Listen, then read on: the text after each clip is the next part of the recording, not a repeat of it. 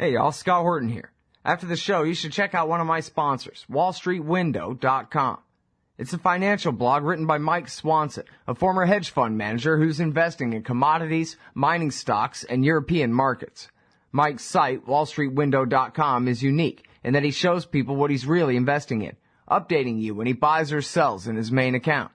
Mike's betting his positions are going to go up due to the Federal Reserve printing all that money to finance the deficit. See what happens at wallstreetwindow.com. In an empire where Congress knows nothing, the ubiquitous D.C. think tank is all. And the Israel lobby and their neocon allies must own a dozen. Well, Americans have a lobby in Washington, too. It's called the Council for the National Interest at councilforthenationalinterest.org. They advocate for us on Capitol Hill. Join CNI to demand an end to the U.S.-sponsored occupation of the Palestinians and an end to our government's destructive empire in the Middle East. That's the Council for the National Interest at councilforthenationalinterest.org. Hey ladies, Scott Horton here. If you would like truly youthful, healthy, and healthy-looking skin, there is one very special company you need to visit, Dagny & Lane at dagnyandlane.com.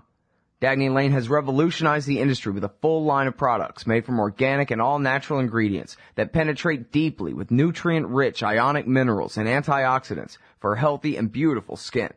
That's Dagny & Lane at dagnyandlane.com. And for a limited time, add promo code SCOTT15 at checkout for a 15% discount. Hey folks, Scott Horton here for Veterans for Peace at veteransforpeace.org. I'm not a vet, but if you are, I'd like to ask you to consider joining Veterans for Peace. As you know, in matters of foreign wars, a veteran's voice is given much more weight. Well, Veterans for Peace is making veterans' voices heard in ways and places where they can really make a difference. There are more than 175 chapters of Veterans for Peace in all 50 states, working hard to eliminate nuclear weapons, seek justice for veterans and victims of war, and abolish war as an instrument of American national policy. It's the peace vets versus the chicken hawks. Join up the good fight at veteransforpeace.org. But we're going to start right now with Joey King from the School of the Americas Watch and Veterans for Peace. Welcome back to the show, Joey. How are you doing? I'm doing well, sir. How about yourself? I'm doing great. I really appreciate you joining us today. The website is veteransforpeace.org. And my first question for you, sir, is does somebody have to be a veteran to be a member of Veterans for Peace? No. We have associate memberships for people who were not in the military. So you can be a associate member or a veteran member. Well, there you go. Now, it's especially important, I think, and I guess that's why you guys call yourself Veterans for Peace, that people see that there are Veterans for Peace, because, of course, the common narrative is that that everyone must unite around the foreign policy. Otherwise, you're just like the guy who mythically spit in the face of a returning Vietnam soldier and called him a baby killer, and you don't want to be like that, do you? And so all of us are on board for whatever the Army is up to, the military is up to at any given time. And the only break in that narrative is, oh yeah, well, how do you explain Veterans for Peace then? Yeah, that's a good point. It does seem like our voice carries a little more weight sometimes, just because it's a been there, done that type of analogy. Right. You think about. Well, I think of from all the personal conversations I've had with Army veterans, it always sounds a lot more like Catch-22. By Joseph Heller, and that's if you're lucky, right? That's if it's not, a complete disaster and everybody around you dies in some horrible bloodbath, or Reagan doesn't send you off to a secret war against women and children and nuns and whatever, But then counter to that is the media narrative, where this is the tightest run ship in the history of mankind. We have these supermen like David Petraeus, who, man, they get up earlier than the rest of us, and they know exactly what to do all day long, and they, they're in charge of this huge organization, and just look how effective it is at keeping us free, that kind of thing, Yeah, that's a very good way to put it. I guess Petraeus is sort of on the outs with his latest revelation, but it does seem that our voice and our message does carry a little more weight with people. And it's always funny, you know, you can talk to somebody and they're pro-war, and they say, well, why didn't you join the military? Or, you know, what, you got kids, why don't you recommend they join? I mean, and it's a totally different situation. I can't remember exactly what, word for word, what George Orwell said, but it's something like all the war propaganda is inevitably promoted by those who will not be fighting, and that's I can't remember it word for word, but it's a pretty darn good quote. Right. Yeah. All right. Well, so now, can you tell us a little bit about your time in the Army? I know you're a former Ranger. Yes, I was a Cold Warrior. I was probably the luckiest person you'll ever speak to, in that I was in between all the wars. When I speak to kids at high school and so forth, I tell them, you know, I never killed anybody, but it wasn't for lack of trying. I was in from 84 to 87, and so I was sort of sandwiched in between, but I was always on jump status, and, you know, I like to tell people I used to jump out of airplanes for a living.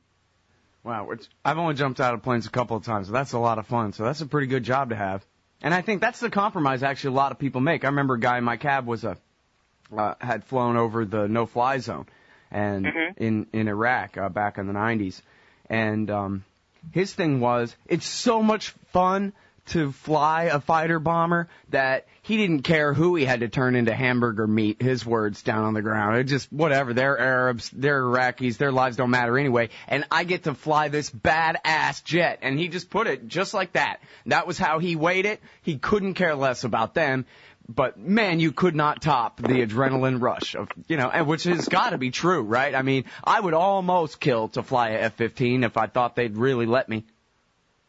You know, that's a good point.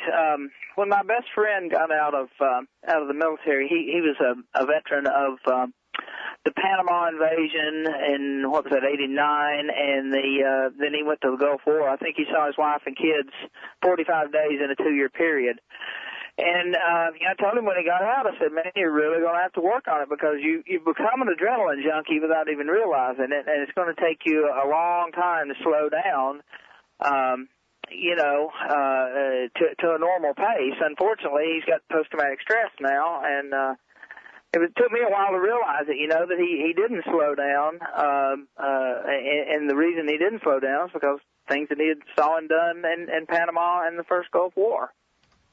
Yeah, we hear a lot about that. In fact, I think it may have been the Austin American Statesman that did a pretty good piece about soldiers, Fort Hood soldiers dying in motorcycle accidents, and, you know, they get on these crotch rockets and take off down I-35 or the nearest highway at 150 miles an hour because they just can't get up to the level of amped from driving down roads that could have bombs up and down the sides of them, you know, and how do you get that excited? And then, of course, you wipe out 120, you're done.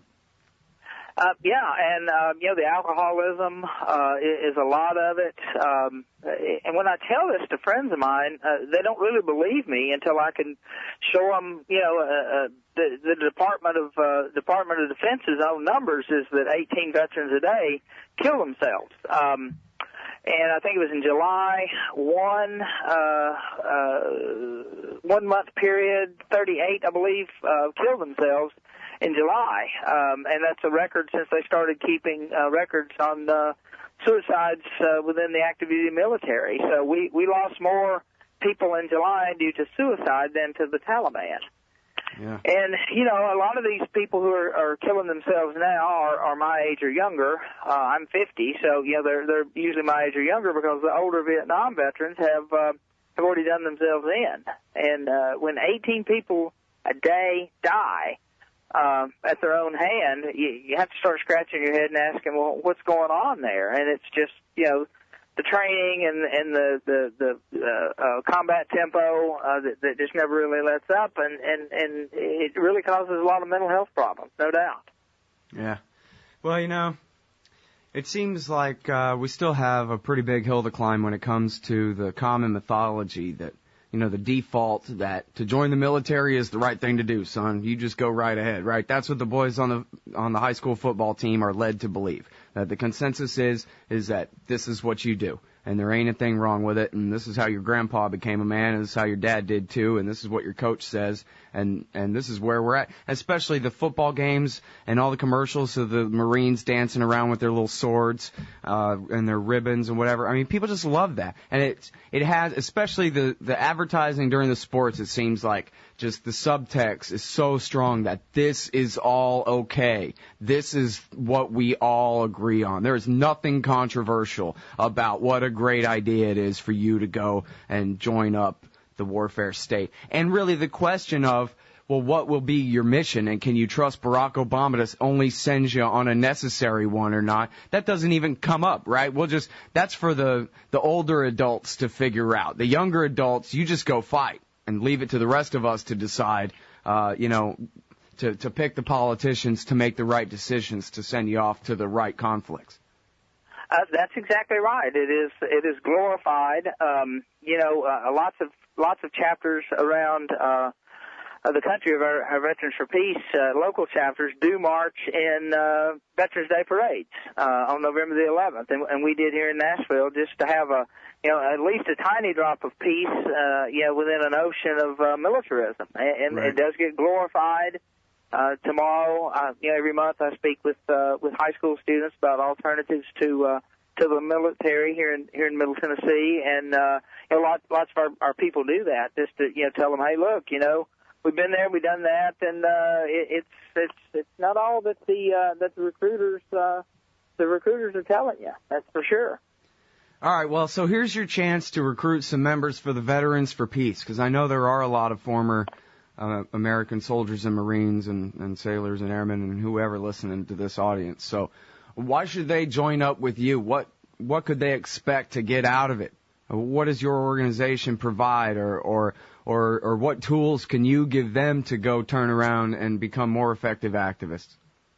Well, we've got chapters all around the country, and we've got members, in every state, and we were adding several new members. I think this year alone we added 5 new chapters in Knoxville, Tennessee, and 2 or 3 in Iowa and around the country. I think maybe another one in Washington State. And we've added our first international chapter in Great Britain last month, and it looks like we're about to add on a new chapter in Australia. So we're now able, through a bylaws change, to start accepting international chapters. But I think, we bring a lot of things to the table, and I think mainly it's our voice and it's our experiences and our one-on-one meetings with just a regular person over a cup of coffee, and they ask us questions as veterans that maybe they don't ask the normal person, and I just think we have a special voice that a lot of other groups don't have. I mean, you expect the Quakers to be, against the war, and you expect, if you're a Mennonite, you're going to be against the war, and most Buddhists are pacifists, by religion or whatever. You kind of expect that, but when you get to Veterans for Peace, it's almost like an oxymoron, and that's why it makes sense. Mm-hmm. One example I like to mention, about 3.5 years ago, I went down to El Salvador as an international election observer with a lot of other Veterans for Peace. We've been doing it now for about the last 10 elections that they've had since the peace treaty was signed. And in our particular group of people from all over the world, I think there's like 20 countries, when you'd stand up and do an introduction for the group, I'm so-and-so, and I'm with this group out of Sweden, I'm with so-and-so, I'm this group out of Canada or whatever, and the 10 of us would stand up and say, I'm Joey King with Veterans for Peace in the United States, and we would always get the loudest applause because I think internationally people recognize that, America is an empire, and, there are a few people who have been part of the empire that are now saying, no, what we did was just not right, and you can't go in invading other countries of the pretenses of humanitarian aid or bringing back democracy and blah blah blah. It's just wrong. Empires are wrong, and empires always fail. They have 100% record on that. They all fail, and we're the last one, and we may be the last one. And once this business model falls, so to speak, I don't think it can ever be resurrected again because it just doesn't work. People are onto the game now. Right. Now, I don't know if you saw this thing in, was it Salon.com? It's pretty obvious anyway. It's saying that a big part of the PTSD is moral injury. It's the regret. It's not just that, saw my buddy die but for nothing, or not just killed some innocent civilians, but killed some innocent civilians on a mission that I shouldn't have even been on in the first place, that kind of thing. And that's what's really stressing these guys out. But, I know a guy who's a fan of the show, actually, who I met, who was a veteran and, went through some pretty hard times kicking in doors in the Sunni Triangle in the Iraq War. And he was having terrible nightmares, I think, really stressed out, waking nightmares of some of the horrible things that he'd seen and whatever. And what actually cured him of his PTSD was when he admitted that it was wrong and that the whole thing was a big bogus deal. And that was kind of the catharsis that let him get over it, and then now he's an activist, of course, and is trying to pay the world back a little bit by promoting peace, that kind of thing. And I think, for all those guys who are, committing suicide, just maybe they could turn that grief around into something productive. Because, I'm not trying to, from what this guy said, he's got some real things, here to deal with, but he's just channeling it all into trying to help other people now. And I forget if it's y'all's organization that he's directly working with, but I know he is, doing a lot of activism now. And I kind of, I like to think that could be, people who never really thought of it that way, that maybe they could take, this as an opportunity to go and find something productive to do with their grief, Yeah. There's anything can cause post-traumatic stress. A woman who was raped, for example, or something along those lines can certainly cause it. And, I'm not a shrink, and I think we're really more in the infancy stage of understanding exactly the mechanisms and so forth, and trying to work on our cures. The VA does if you go to the VA, from what I've been told, 50% of the people tell me they do a pretty good job, and 50% of them tell me that they don't do a good job. Right. And I know a lot of people in that system, as far as the mental health end of it. And it's maybe it's an individual hospital. Maybe somebody in Vermont has a better hospital system with the VA than someone, in Arizona or something. That could be part of it. There's lots of reasons, but giving back to the community. If you think about it, your 12-step program in Alcoholics Anonymous. That's part of what it's about. Once you're a little farther along in your recovery, giving back to the community is definitely one of the things that they recommend people do, because I think it's one of the steps. I can't remember. I've never been through a 12-step program, but if I remember correctly, it is one of the steps, and I believe it's one of the later ones, because you need to be sober-minded for a period of time, and then you kind of see that what you're doing is you're connected to the greater good. I think your friend is probably doing something worthwhile. That's for sure. Yeah. Well, yeah, and it's helping him, which is really good. Especially considering the alternative that you mentioned that so many soldiers are going through instead, which is just giving up on their shot at life, which I guess would be fine if we were, mostly all Hindus and believed in reincarnation and no big deal. Just you screwed up, try again. But since I don't think of it that way at all, it seems a real shame for somebody to just give up on their one shot at life and not be able to conceive of a way that they could have a new future, Yeah, and a lot of those guys have seen so much. The average. I read a statistic one time, and I wish I had the data, but the average Civil War soldier fought 5 to 10 days a year. You move that up 80 years to the World War II, it's about 45 days a year. You move that up 20 years after that to the Vietnam era, it's about 180 days because of the helicopter. And that's when you started seeing a lot of that post-traumatic stress. And if you think about it, they saw 4 times more combat than did their fathers in World War II on average. And I don't think anybody quite knew how to take it. And now with the IEDs, and there's no such thing as the front or the rear, in places like Afghanistan or Iraq, it's 365 days a year. And the technology, both of the U.S. military and the enemy, has just made it impossible for the human mind to bear in some ways, and it's a really sad testimony, that so many of these guys are suffering, and we're just now starting to deal with it. The drugs is an important part of it. Counseling is an important part of it, and like your friend is doing, giving back to the community is a large part of it as well. Yeah, and I don't know if David Hackworth was a member of Veterans for Peace or not. Was he? I don't think he was. Well, anyway, he was the guy that ran Soldiers for the Truth, and right. I guess my understanding is that he was the most decorated non-commissioned officer in Vietnam, something like that. Anyway. No, he was commissioned. He was a full colonel when he got out. Oh, okay. Well, I don't really understand how that crap works. Anyway, though, but his whole thing was he fought for the enlisted guys against the officers.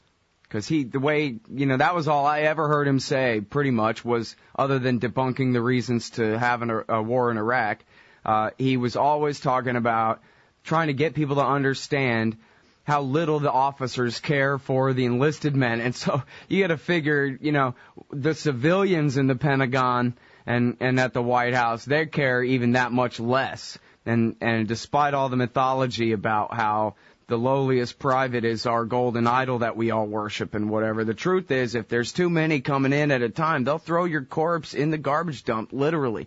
And if the VA is full, they'll just kick your ass right out on the street. And they only care so much, You say 50% say that the VA treats them all right. Well, the other 50% is still a lot of guys who are treated really bad. It seems like what we need, poor old Hackworth died of the Agent Blue disease, the bladder cancer. But what we need is armies of Hackworths, right? The kind of guys who can say to the Sean Hannitys of the world, shut up and listen. You don't know. I do, and I'm telling you. He was the only person who could do that, Yep. He was always really pounding home the message of mission creep, that was our problem in Vietnam. And if I remember correctly, he was still alive, when we invaded Iraq, and he said this is going to turn into mission creep, just as sure as the world. That you first go in there to do this, and then that is not going quite so good, and this has sprung up, so we're going to do this now. And the mission changes every 6 months, and that was always a complaint against George Bush. During his Iraq invasion, was that he never really, answered that question that Cindy Sheehan always had of for what noble cause did my son die? And he never really came up with that answer very well in the minds of most Americans, or the minds of most people in the world, really. Yep. Well, and you think about the meat grinder that was the Iraq War for all those years, and never mind the poor Iraqi people in the case of this argument. But like you're saying, these tours of duty, longer and more brutal than many in history, the way that they compare. And I hear all the time. We were just talking, I was talking with a friend of mine the other day about, there's that famous movie about the Korangal Valley in Afghanistan, Restrepo. And a friend of mine was telling me about another movie or an article he was reading about another valley north of there, even more removed, where instead of having their Restrepo base up on the hillside, they're actually down in the middle of the bowl. And the first day there, they're just completely fired on from 360 degrees and whatever. And it's because some Catch-22 officer gave them their orders, and they're ridiculous orders, but they have to follow them anyway. They don't have... and whatever officer put them in that situation didn't have the incentive structure built into his job description to keep him from doing such a thing. And in fact, the other way around, apparently. And so he just sends these guys off to be slaughtered, what the hell? And to hold on to a valley that they're not gonna hold for very long anyway, even according to the plan. It's all just some nonsense, you know? Yeah, occupations never work, and yet police have been trying to do it now for 65 years. Because at some point the occupiers have to leave unless they integrate into the society or you have a genocide like, in the Americas, where all the Indians, there's not a lot of Indians right where I'm standing now, but there were, 400 years ago. And, but occupation just cannot work. And it is really something that I think we need to, get a hold of ourselves and finally shake ourselves into believing it, that you just can't point to a lot of successful occupations because there just aren't any. If you really get to thinking about it, at some point the occupier has to leave, and you can't control everybody, and nobody wears uniforms anymore except the major governments, but, you certainly don't have guerrillas and terrorists wearing uniforms. They quit doing that in the 60s, and so you can't tell who's friend or foe. And then when you leave, which you have to at some point because financially you can't afford it, guess what? You lose. And that's what would so frustrate me about the John McCains of the world when they talk about a timetable for Iraq. And, well, we can't broadcast a timetable, Well, when we did broadcast a timetable, it didn't change anything, and that's just their excuse to keep us in there. The General Westmoreland strategy. If I only had X number more men and X amount of money and X amount of time, I can do this. And it wouldn't matter what you told him. If he thought he was losing, he was going to say the same thing. And that's just... like we were talking about Hackworth, that's the mission creep that you fall into. And as soon as you leave, the natural order of things is going to take over. And that's what's going to happen in Afghanistan when we pull out. And there's a debate now how we're going to pull out, whether we're going to pull out a few each month or more in a stair-step fashion based around the fighting season and the next presidential election. But sometime in the next 18 months or so, we're probably going to be gone as a combat force, and we're probably going to have between 10 and 15,000 people. And I don't know how we're going to get them out unless we can, somehow get enough C-141 aircraft in there to land and start getting them out en masse. And I think the Air Force is going to have a heck of a job because at some point there's going to be too few people of American people in Afghanistan to take care of themselves and defend themselves. And I don't know what we're going to do then. Hopefully it won't look like the Vietnam, people getting on the helicopters around the embassy, videos that we're all familiar with. Yeah, from the fall of Saigon. Yeah, I mean, that's the thing. The politics of this, especially with having Democrats in power, are always terribly fearful of being called cowards, and therefore, faux hawkish on all of this stuff. They're going to be very hard-pressed to, they already have gotten themselves in a political situation where, like you're saying, it sounds like they're really writing the prescription for their own complete disaster, fall of Saigon moment. Like you're saying, you pull everybody out except just enough people to defend themselves, hopefully firing outward in a circle, but not enough to accomplish any mission other than staying so that you don't have to admit to John McCain that you pulled every last guy out or whatever. That could be a real problem. It definitely could, and we'll see if the drawdown has started and will continue. And fortunately, the military has. I've got a friend that just died about a month ago, and he was an instructor at the Army War College, and he told me that at the War College, we're not really teaching counterinsurgency, which, i.e., is what, Mr. Petraeus was so well known for. But he says we finally figured out for the second time in about 45 years that no one has got enough money to do a counterinsurgency. You just can't do it. And for every person you kill, you make two enemies, and it's just not working. So it's going to be a real interesting problem for the Pentagon to pull out people down to a level of between 10 to 15,000 that I'm hearing is sort of what they're planning on keeping there. But I don't really know why they're even keeping anybody there. There's not, there's just nothing there that we have any business in.